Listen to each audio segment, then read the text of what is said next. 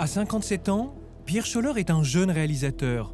Après 2 premiers films, dont le très remarqué L'exercice de l'État, il plonge dans le projet le plus audacieux du cinéma français cette année, une fresque historique pendant les années de la Révolution française de 1789. Français, reprenez vos droits. J'ai vu le soleil. Il m'a touché la main. Un peuple et son roi explore ce qui ne cesse d'obséder Scholler. Le pouvoir, bien plus que la politique ou que le film historique. Les hommes naissent et demeurent libres et égaux en droit.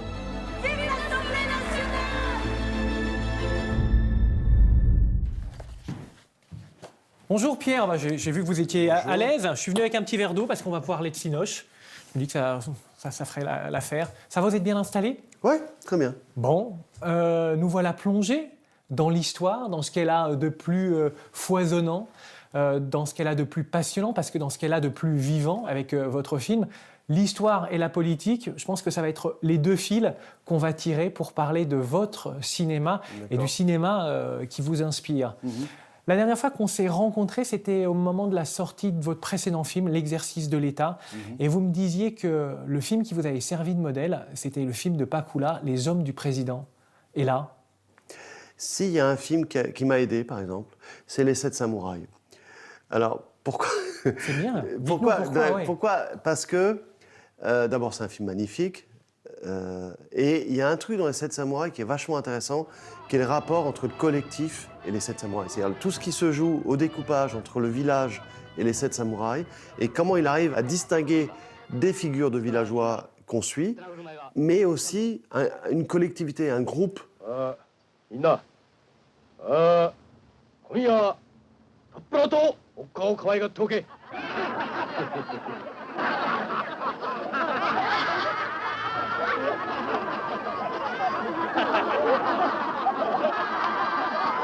quand vous regardez le film, vous avez l'impression vraiment d'assister à la vie d'un village. Et en détail, il y a à peu près une 50aine de figurants. Néanmoins, cette figuration, elle est très dynamique et elle a des mouvements comme ça d'expression, de déplacement dans les corps, d'aller à un endroit, de tous regarder, de se rassembler, etc. Et ça m'a pas mal aidé parce qu'on s'est aperçu qu'avec un système de découpage avec des plans assez serrés, des moyens larges, et entre 50 et 100 figurants, on pouvait donner une densité. Fidélité à l'Assemblée nationale. Il n'y a plus que nos députés pour nous défendre. Il faut faire alliance. Comme l'eau et la terre. Fidélité à la nation. Moi, je ne suis pas un cinéaste qui aime mettre les choses à distance. J'aime que le spectateur ait une sensation intime de ce qu'il voit, tout en ayant la liberté de se placer où il veut dans le plan ou dans la scène. Les films sur la Révolution française, il y en a quelques-uns. Il y a La Révolution française de Robert Enrico. Il y a le Danton, l'excellent Danton de Vajda. Et plus près de nous, Les Adieux à la Reine de Benoît Jacquot. Vous avez vu ces films ou pas? Oui, bien sûr. Je les ai vus avant de penser à faire ce film et je les ai revus après. En fait, j'ai regardé toutes les représentations de Robespierre et j'ai regardé aussi les représentations de l'Assemblée, jusqu'à regarder assez en détail le film de Spielberg sur Lincoln. Moteur est demandé. Si le peuple avait pu sentir la sagesse de cette mesure, tout aujourd'hui serait tranquille. C'est pas pour chercher des cadres ou des plans, c'est des questions de cinéma. Action! Ça fait partie du travail de préparation d'un film, de regarder des films, de voir où on est satisfait, où ça pourrait rencontrer la démarche spécifique de ce film, etc. Mais ce film-là n'est pas là pour répondre au film de Renoir, ou n'est pas là pour répondre directement au film de Vajda. Nous sommes tous citoyens, tous frères. Je resterai parmi vous pour braver vos fureurs. 1 heure de la vie d'un homme libre vaut mieux que 100 ans de la vie d'un esclave. Je prononce à regret cette fatale vérité. Louis doit mourir, parce qu'il faut que la patrie vive. Mes ancêtres, mon sang. Alors il y a un fil que je tire, il y a un nom que vous avez avancé, et qui est un metteur en scène qui s'impose dans notre discussion, c'est Renoir, La Marseillaise, 1937. Renoir, quand on se replonge un peu dans ce qu'il écrit, en 1936, au moment du Front populaire, il dit qu'il veut faire un film sur la liberté. Je sens ce souffle-là chez vous aussi. Peut-être que le film de Renoir est le plus proche d'un peuple et son roi, parce que Renoir ose filmer à partir de citoyens, en fait, et de citoyennes. C'est ça que vous avez en commun, c'est-à-dire qu'il fait cohabiter les grandes figures de l'histoire, on croise chez vous Saint-Just, Marat, Robespierre et bien d'autres, et à côté, il y a les figures des anonymes. Il y a un voleur de poules, incarné par Gaspard Ulliel, il y a les lavandières, il y a un souffleur de verre. Et c'est la cohabitation de ces deux grandes figures qu'on trouve chez Renoir et surtout chez vous, qu'on retrouve. Il y a ça, et il y a peut-être quelque chose qui échappe aussi à ça, qui est à certains moments dans le film, on passe par des visions, c'est-à-dire des choses qui transpercent un peu le naturalisme. J'ai toujours dit que je n'aimais pas le naturalisme, et je continue de le dire parce que je pense que le cinéma, il y a un leurre avec le naturalisme. C'est-à-dire que le cinéma est aussi affaire de représentation, est aussi affaire de comment vous représentez les choses et comment vous interrogez cette représentation. Et la dimension sensible d'une image peut être très, très, très vaste, en fait. Regarde si c'est pas bon. C'est les images qui portent le récit, qui portent le sens profond du récit, mais par la puissance visuelle. Touche le soleil et fais un vœu. Et aussi auditive, parce qu'on parle d'image, mais il y a aussi, à chaque fois dans les films, un travail sur une mise en scène auditive des choses. Et dans cette vie que vous représentez à l'écran, les femmes sont le cœur de votre histoire.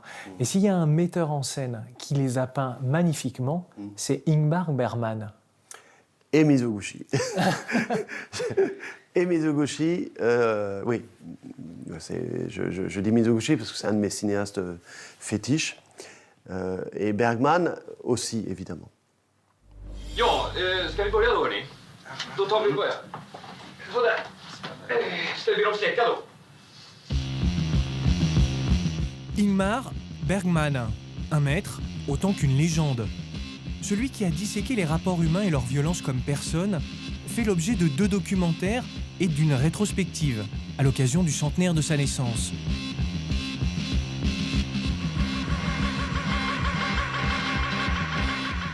Pour mieux comprendre le monde du cinéaste suédois, peuplé de rêves et de fantômes, la réalisatrice des années de plomb, Margaret von Trotta, est partie à la recherche de Bergman et de ceux qui l'ont connu.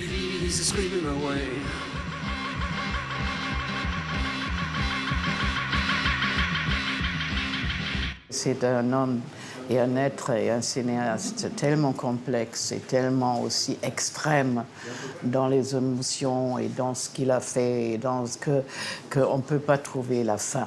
Il faut aller encore à chercher. C'était mon maître, donc ce premier film que j'ai vu, c'était Le Septième Saut, et après que j'ai vu ce film, c'était comme un éclat, c'était une telle surprise, un choc culturel.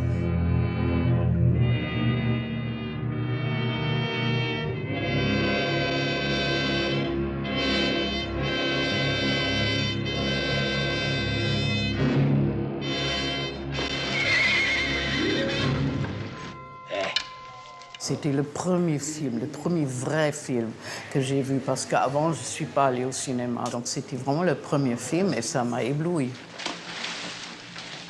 Je cherchais de comprendre pourquoi c'était quand même mon maître, et s'il est encore mon maître, et s'il est un maître pour d'autres.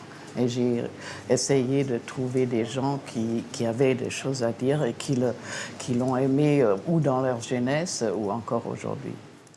Look, why is it so difficult? If you have such a good understanding for your own childhood, why can't you understand your own child? The one thing that you shouldn't forget about Bergman is that he's showing sides of himself that he's not proud of, and he dares to go there and be as honest as possible. It was like he looked in the mirror and he saw your face, but it was his soul he saw. That's why he was so great. L'art de Bergman, c'est d'avoir réussi à transformer ses angoisses en images. La peur de la mort, la crainte de sombrer dans la folie.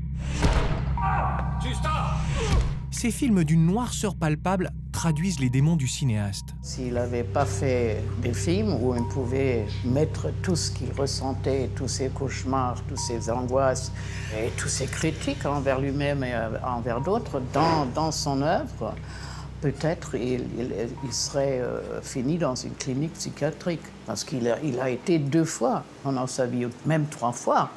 Il était très proche de la dépression.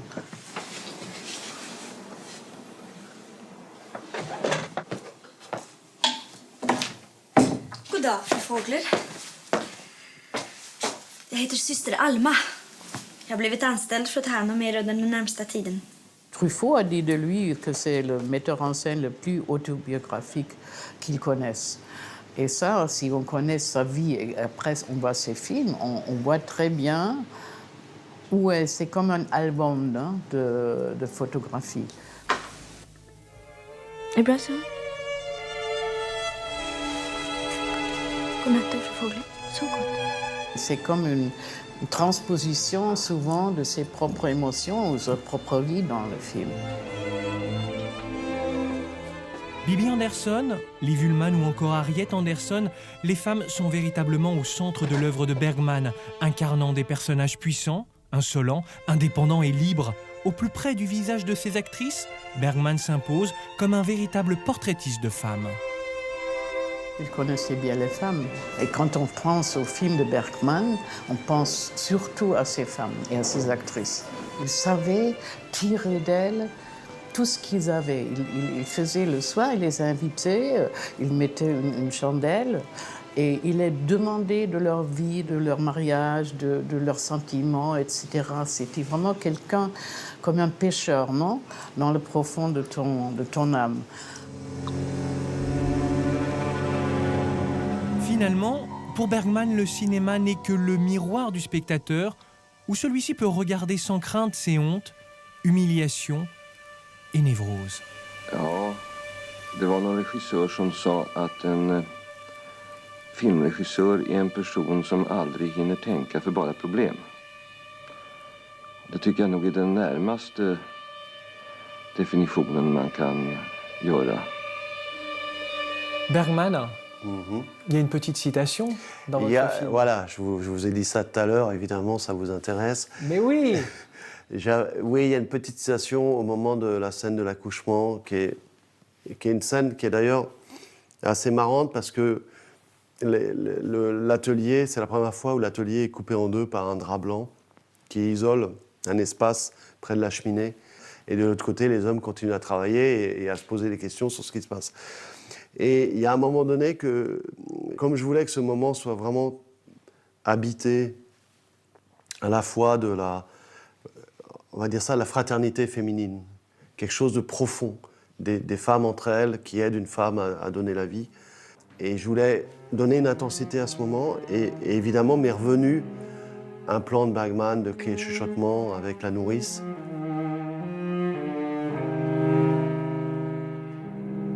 Et cette image, je l'ai reconvoquée pour à nouveau composer le plan de Adèle qui, alors que l'enfant est né, est épuisée et à un moment de lâcher prise, de détente, elle se ressource dans les bras de la vieille Gabrielle. Bergman, il parle souvent de notre condition humaine, de nos âmes en souffrance. Est-ce qu'il y a des cinéastes qui vous réparent, dont vous aimez revoir les films, qui vous font du bien? J'ai fait il y a 1 an ou 2 à Poitiers une rencontre avec un public. Et j'ai pris une succession de films que j'avais vus pour montrer comment on arrive à faire un film comme L'Exercice de l'État ou un film comme Versailles. C'est pas du tout de la cinéphilie, c'est juste comment les cinéastes vous ouvrent à la sensibilité. Et le premier que j'ai montré, c'est l'ouverture de Persona de Bergman. Parce que quand j'ai vu ça dans une salle, j'étais soufflé.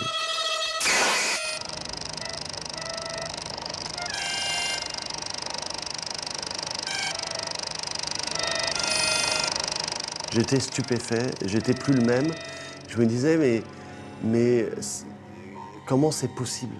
Comment un homme a inventé ces images, comment un homme m'a proposé de regarder ces images, et comment ces images m'ont irradié la rétine, etc. De quoi vous avez pris conscience en regardant Persona? C'est le début.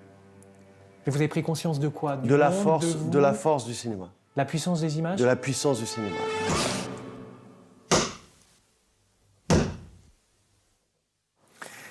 On termine avec une phrase qui reste une énigme chez nos confrères de Positif, qui consacrent d'ailleurs un très beau dossier sur la Révolution française au cinéma. Ouais. Il y a ce mot de vous qui dit « Je suis un cinéaste qui ne refrène pas ses envies de cinéma ».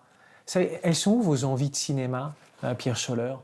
Pour l'instant, j'ai toujours l'impression que je bégaye avec le cinéma et que je découvre en sollicitant la mise en scène, le travail avec les collaborateurs, le travail d'image, de montage et tout.